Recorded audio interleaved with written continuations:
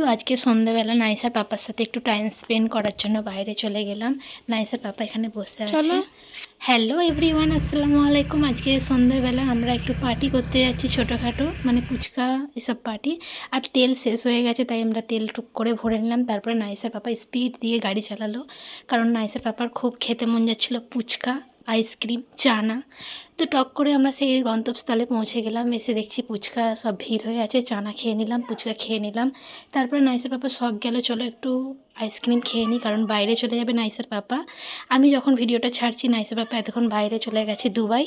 তো আইসক্রিম পছন্দ করে নাইসার পাপা অনেক পছন্দ করার পরে এখানে একটা সবথেকে সেরা আইসক্রিমটা পছন্দ করলো।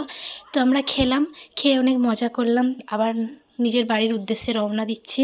তারপর নাইসার পাপা হঠাৎ মনে পড়লো আমার তো খিদে কমে গেছে, তাই একটা ভিটামিন নিয়ে নিই। তো ভিটামিন, বড় বড় ভিটামিনের ফাইল নিয়ে চলে গেলাম বাড়ি। আসসালামু আলাইকুম।